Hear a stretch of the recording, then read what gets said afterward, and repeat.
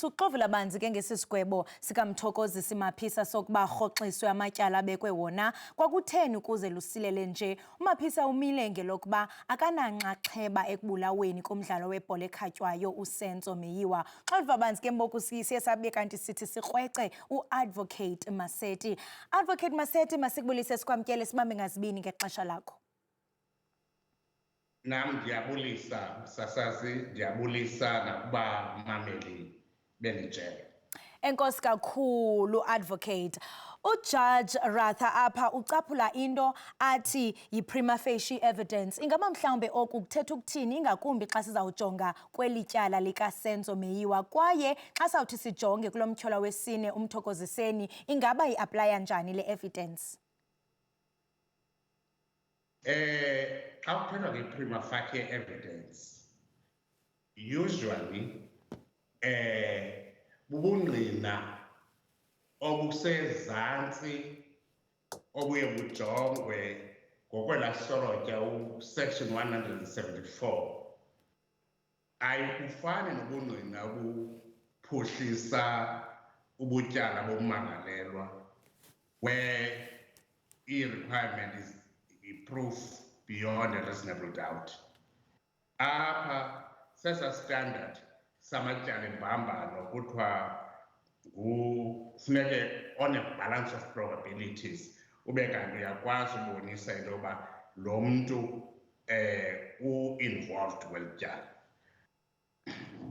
Umzekelo, if I were to take this matter forward, uzawujonga uGeorge Baloyi, umtshutshisi wetyala, xa esithi uMaphisa unalo ityala loba kufuneke liphendulile, uthi izibakala zibekayo zeziphi. Okokuqala, uthi kukho i-confession eyenziwe by omnye kwaba bangabamangalelwa.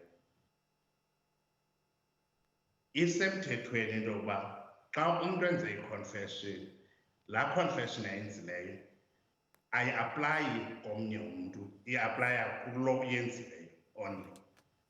Because ngokwasemthethweni i-confession kuthiwa yi-unequivocal admission of guilty which would amount to a plea of guilty if made in court. In other words, funeka umntu avume zonke izibakala zetyala. Now kukho ummangalelwa ovumileyo ukuthi yebo ngale mini ndandiphaya ndimonza le nto. Imdibanisa ngantoni uMaphisa? Hayi, andiyazi. Aphinde athi uBaloyi ukwi-firearm ne-ammunition efunyenweyo, akathi hayi ifunyenwe kuMaphisa, uthi ifunyenwe komnye wabo. I-firearm ayikwazi uba na-multiple possessors. There must be one possessor. Uba ngubani loo possessor ayandiyazi. Aphinde athi i-cellphone tower ibapekeshe up ooMaphisa to be closer to le hostel iseVosloorus. Loo nto ayithi bebe kumzi kamama kaKelly Khumalo, ithi bebe phaa ngaseVosloorus ehostel. Aphinde agxininise kakhulu kwi-evidence kaZungu. Heyi, hayi ke le kaZungu indishiya ndingayazi ukuthi inxaxheba yakhe kweli tyala yayintoni. Awumazi noba wayephanda noba wayitshomi, and kuyabonakala uba ngobu busuku kwakuselwa. I do not understand. Ayisincedisi la evidence, even though ujaji ndimvile into yoba uthi iyancedisa in the sense that uZungu uneento azichazayo ezidibaniswe ukuthi abamangalelwa aba bobahlanu bebephaa ngale mini. Bobahlanu bamxelela into yoba uSenzo Meyiwa uswelekile. And Advocate, loo nto zingekaveli evidence breaking news. Yeah. Bebeyazi.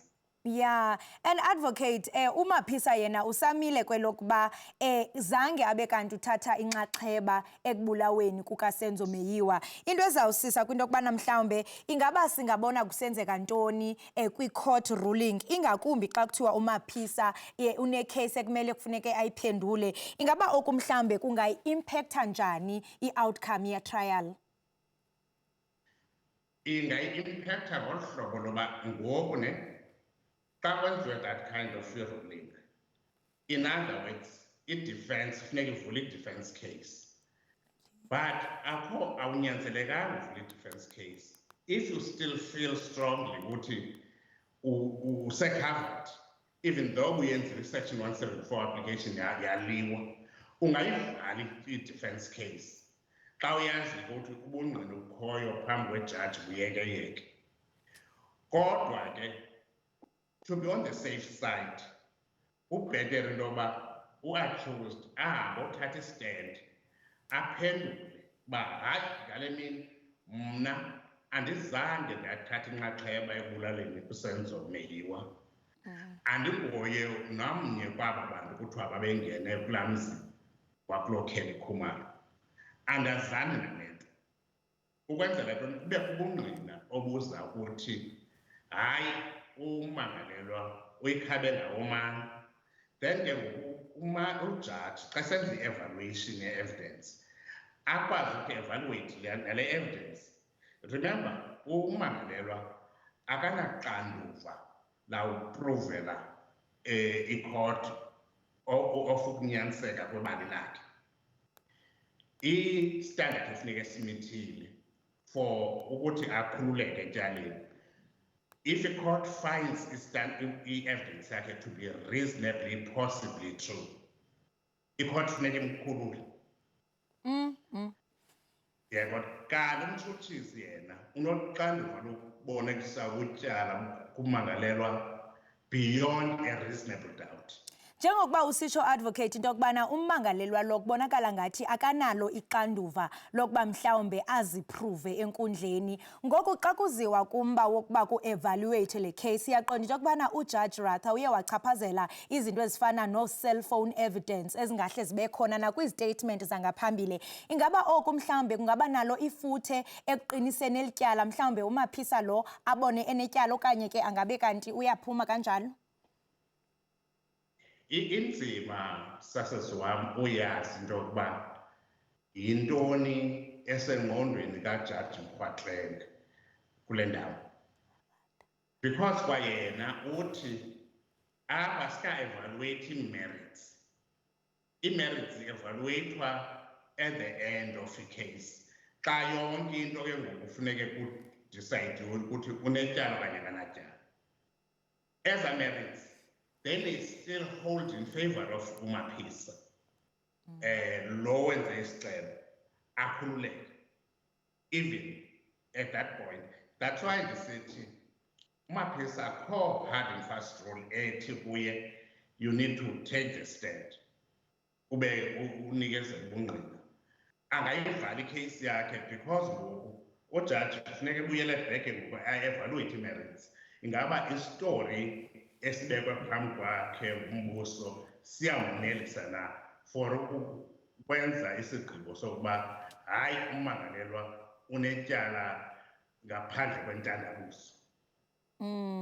Enye yezinto ezithe sazicaphula kukuba uJudge Mkhwatlenge uthe isicelo sikaMaphisa silinganiselwe, that is limited, kwaye abuthathela ingqalelo bonke ubungqina abunikiweyo. Ngoku mhlawumbe ingaba xa sizawujonga uConstable Zungu Xebe, ingaba mhlawumbe i-testimony yakhe kuba ingathi nayo ayiginyisisi ncam, ingaba yona imephi kwaye ingadlala indima enjani kweli tyala?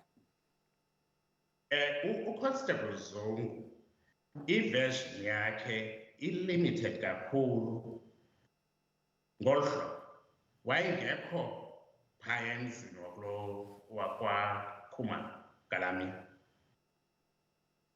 Yena uphelele kundiva awuve ehostel, and so kunzima ungazi ukuthi uConstable Zungu ulingqina eliphuma isandla because inintsi into angazuyazi. And for uZungu to say omnye waba-accused wayene-dreadlocks umzekelo, bangaphi abantu abane-dreadlocks in South Africa at this present moment? It's millions. So, and if wayexelela into yoba uSenzo Meyiwa udutyulwe wafa, siyayazi ulwimi lanamhlanje ukuthi lunaba ngokukhawuleza kangakanani na, particularly with the advent of social media. And I do not think, honestly, ukuthi ujudge i-ace yakhe in the pack, uConstable Zungu, even if uMapisa nabamangalelwa nabo angafunyanwa netyala. It would be something else. Kweli tyala likaSenzo Meyiwa, zininzi into ezikrokrisayo. Zininzi into ezikrokrisayo umbuso befanele uba uze nazo. Umzekelo, bathi uKelly Khumalo yi-mastermind. Sifumana kuloo nto leyo from the prosecutor uBaloyi and also kwi-AfriForum through Gerinel, represent some members of the Meyiwa family. Umastermind uKelly Khumalo. It's tried in law ukuthi i-wrongdoers should be tried together. I don't know ukuthi le situation kaKelly Khumalo ichaphazela kangakanani to weaken a case against aba bantu abahlala. Ndiyafuna advocate singene pha kwi-legal standards and procedure kuba kaloku kukhona usection 174 othetha nge-Criminal Procedure Act. Ingaba mhlawumbe i-aplaya njani kweli tyala likaMapisa? Kunjalo nje ingaba mhlawumbe ungathi yonke lento ireflecta isithini xa sawujonga kwezomthetho eMzantsi Afrika? Section 174 we-Criminal Procedure Act into ethethayo ukuthi upon consideration i-judge into eyijongayo is whether the evidence before you is enough for to return a verdict of guilty on the accused. And who-accused into ethethayo yena into yoba hayi i-evidence omnayo Mhlekazi ayo evidence onondigweba ngayo, funeke undidischargile. In other words, we will return a verdict not guilty. Jonga ilanguage esetyenziswa nguBaloyi akathi i-state has managed to prove ukuthi the evidence that is before court is the evidence upon which a court acting carefully may convict the accused. Uthi they are linked. As a standard, so that you are linked. Ask for enough to prove this is the evidence upon which a court acting carefully may convict. So, and what was the stage? Because the application 174 has been overruled. In other words, Ubabeke or accused, particularly Mapisa, on his defense. Yeah. And it's with what he said, particularly towards the end, esithi akaka-evaluate merits, akakasibonisa ukuthi yintoni ayikholelwayo yintoni angayikholelwayo. Basically, the application kaMapisa must fail because there are these things which he pointed out. One of those things, the pictures where uZungu ebekunye together, a hostel, and firearms, the dreadlocks, the confessions, and the like.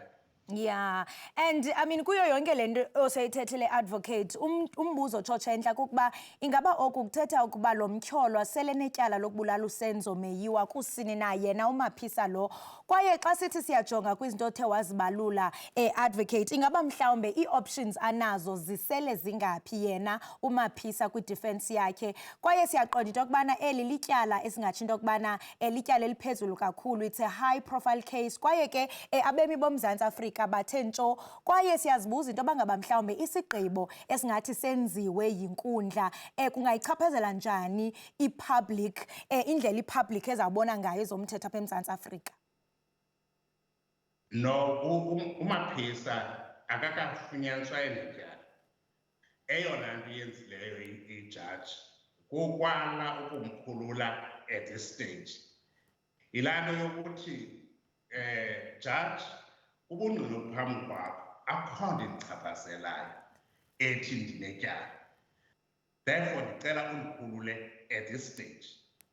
Ungalindi abanye abantu aba bayi-4 bangacelanga sicelo aba bona ba-ready for uvula i-case yabo ye-defense ndikhulule ngoku at this stage. Yes. And the judge did not do that. Yes, this is a high-profile case, and onke amehlo athe ntsho kweli tyala abantu base-South Africa.